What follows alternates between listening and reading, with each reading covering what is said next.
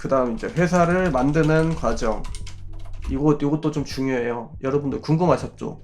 내 삼성전자가, 내 덕산네오록스가 어떻게 만들어졌고 어떤 과정을 통해서 회사가 상장을 했지? 지금의 주가는 어떻게 결정이 됐지? 이거 궁금하지 않으세요?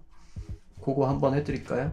그거 한번 해드릴게요. 자, 회사를 어떻게 만드느냐? 법인 말하는 거예요. 법인. 그 중에서도 주식회사 얘기를 하는 겁니다. 주식회사라는 거는 주식을 발행할 수 있는 회사를 말하는 거죠. 자, 만약에 먼저 회사 이름을 만들어야 돼요. 이자가로 할게요. 그리고 자본금을 가져와야 돼요. 저 한 만 원 있어요. 만 원 있어요. 그럼 자본금이 있고 회사 이름을 정했어요. 그죠? 그런 다음에 이제 회사 종류를 정해야 돼요. 무슨 회사가 있어요? 뭐 한명회사, 합병회사, 유한회사, 주식회사, 뭐 유한 뭐더라? 유한 XX회사 이런 식으로 한 5가지 있어요. 그 가운데서 주식을 발행하려고 하니까 우리는 주식회사로 해야 되겠죠. 이렇게 되겠죠? 그죠? 그럼 아까 말했던 그 액면가를 이제 정해야 돼요. 액면가를 정하고 그 다음에 뭘 정해야 돼요? 자본금을 통해서. 나 자본금 10,000원이에요. 시험 낼게요. 문제입니다. 자본금 10,000원이에요. 액면가는 100원으로 할게요. 이 빈칸에 들어갈 알맞은 숫자는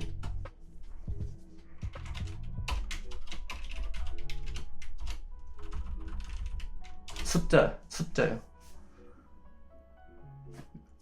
우리 윤님이 진짜 빠르시고 집중력이 역시 엄청나시네요. 계속 맞추시는데 그렇죠. 백주죠. 당연하죠. 내 자본금이 10,000원이니까. 그죠? 이렇게 우리 이제 출발하는 거예요. 이자가란 열차에 탄 거예요. 그죠? 그러면 자, 여기서 이제 자본금이라는 게 지금 10,000원이라고 그냥 편의상 말씀을 드렸지만 보통 이제 업종별로 제한이 있기는 있어요. 그래서 그 가운데서 최소 자본금이라든지 아니면은 그 회사를 만들기 위한 최소 인원 같은 것, 그런 요구사항들이 좀 있는데 그게 맞춰졌다고 가정하고 출발합니다. 이런 걸로 또 딴지 걸지 마세요. 100원짜리 회사가 어딨어 막 이러지 마시고요. 그래서 시작할게요. 그러면은 자본금 같은 경우도 제한이 원래는 있어요. 그래서 지금은 없다고 가정을 하는 거니까요. 그냥 갈게요. 한 주 금액을 먼저 선정을 해야 돼요. 자, 액면가는 끝났어요. 이제 그죠? 여기서 이제 한 주 가격을 정해야 되겠죠. 이거는 무슨 말 하는 거냐? 공모가 얘기하는 거예요. 그냥 공모가 시작가죠. 우리 주식회사 이자가에 액면가는 100원이고 100주 발행한 거예요. 자본금 10,000원 있으니까. 근데 그 다음에 진짜 실질적으로 우리가 한 주 가격을 정해야 되잖아요. 이걸 어떻게 정할까요? 그냥 하늘에서 내려주나요? 아니죠. IPO 들어보셨죠? 이게 뭐예요? 요번에 LG 에너지 솔루션이 IPO 한대, 이번에 삼성 바이오로직스 IPO 한대, 이번에 뭐 있습니까? 아까 원준이라는 기업이 IPO를 한대, 이런 얘기 많이 들어보셨죠? 이게 뭡니까? 기업 공개 과정이라고 편의상 얘기할게요. 기업 공개 과정이에요. 그러니까 우리 기업이 이런 기업이에요 라고 이제 소개를 하는 과정인 거죠. 쉽게 말하면. 그래서 그 과정에서 한 주의 가격이 결정이 되는 거예요.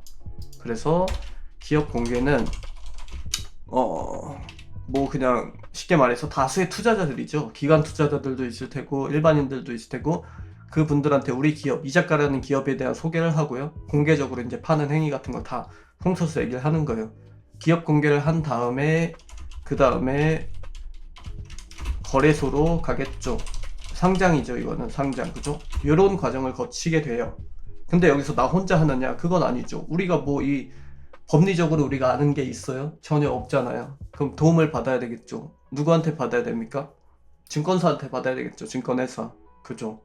그래서 여기서 우리가 이제 이걸 결국은 뭐 하려고 하는 거예요? 우리 한 주 가격을 결정하려고 하는 거잖아요. 그죠? 그러면 이거를 이제 그 시장 가치에 크게 어긋나지 않도록 산정을 누가 잘 해줘야 되는데 그 역할을 전문적으로 수행하는 회사가 증권회사죠. 맨날 그냥 컴퓨터 앞에 앉아가지고 아무 일 안 하는 게 아니에요. 이런 일을 다 합니다. 증권사들이. 그래서 이런 일을 하는데 그 회사하고 이제 여기서 주관회사라는 얘기 많이 들어보셨죠?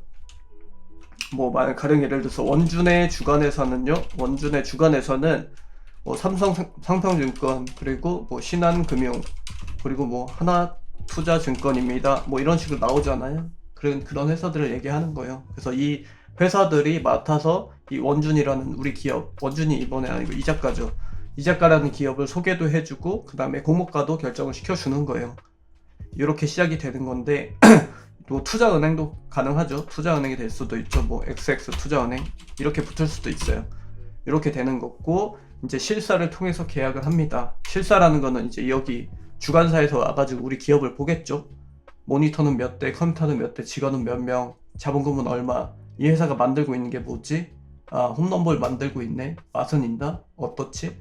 시장, 이 비슷한 종류의 과자가 시장에서 얼마에 팔리고 있지? 이런 걸 보죠. 설비 투자는 잘 되어 있나? 아, 이렇게 되고 마진은 어떻게 구성되어 있고 시장 점유율이 이 정도 되는구나. 나중에 온라인 사업으로 그 점유율을 늘려나가면 이 회사의 가치는 이 정도까지는 가능하겠구나라는 실사를 하게 되죠. 그죠? 그리고 나서 그 기업 실사 결과를 가지고 어떻게 됩니까? 사업 보고서라는 걸 작성하죠. 그리고 이걸 토대로 유가증권 신고서를 발행하죠. 신고서를 씁니다. 그래서 요거를 금융당국, 금감원이라든지 제출을 하겠죠. 그런 다음에 어떻게 됐죠? 기업 설명회를 열어요. 홍보라고 생각하시면 돼요. 생각하시면 됩니다.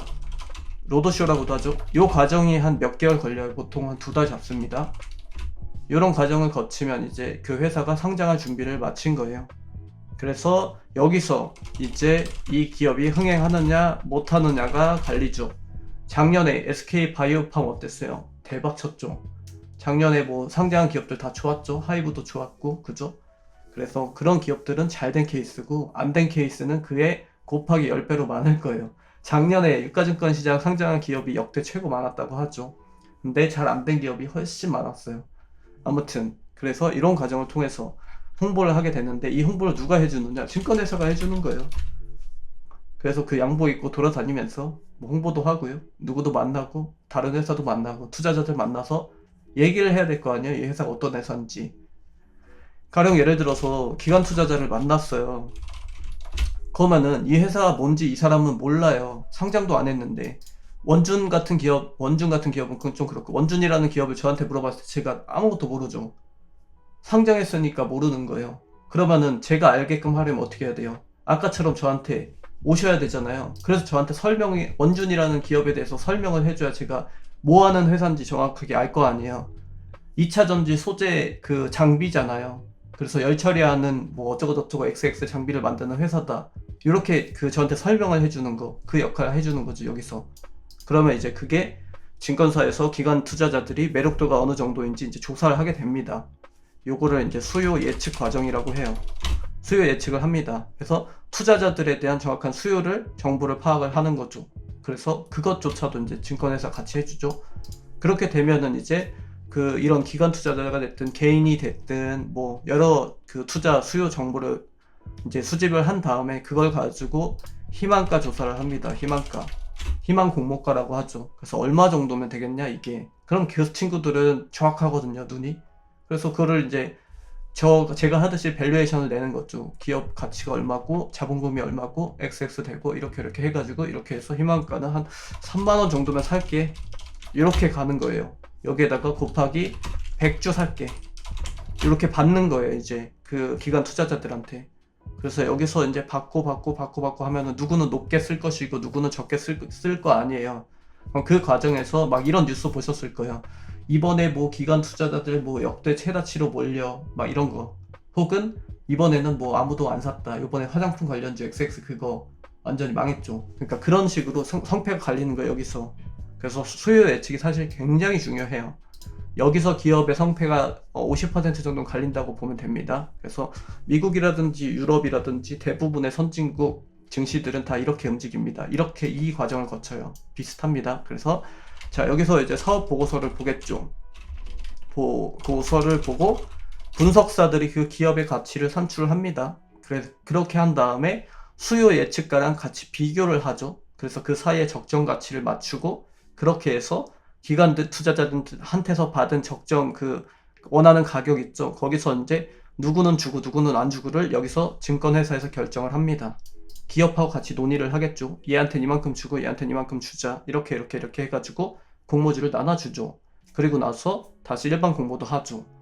그렇게 기업이 상장을 하는 겁니다. 여기서 이제 기업의 역량이 좀 들어가는데, 만약에 그 기업이 좀 대기업이다. 대기업에서 나온 회사다. 가령 예를 들어서 SK 바이오팜이다. SK 그룹에서 나온 회사다. 뭐 일반적으로 이런 증권회사 직원들이 나가가지고 기관 투자자들한테 설명할 필요가 있어요? SK 바이오팜인데? 알아서 다 알죠. 아, 그 회사 요번에 상장하지. 이 정도 수준이 아니라 줄 서서 기다리죠. 언제 상장해요? 이렇게 하겠죠. 오히려 반대로 여기서 여기로 접대를 하겠죠. 근데 인기가 없는 회사 같은 경우는 여기서 여기한테 접대를 해야 되겠죠. 제발 저희 회사 한번 봐주세요. 요번에 요래 해서 저희가 이걸 맡았는데요. 이렇게 하겠죠. 그런 과정을 통해서 이제 시장의 기대주 혹은 시장의 망주가 탄생하는 겁니다. 그죠? 그래서 기업도 중요하고 이 주관회사의 역량도 굉장히 중요합니다. 그렇게 해서 공모가가 산정이 돼요. 요래 해서 결국은 이 작가는 35,000원 출발. 그죠? 이렇게 되는 거예요. 그래서 기업도 물론 중요하지만 수수료를 받고 일하는 증권회사도 이 그 공모가를 산출하는 데 있어서 가장 중요한 역할을 합니다. 그렇게 산출이 되는 거예요. 이해되셨나요? 여기까지는?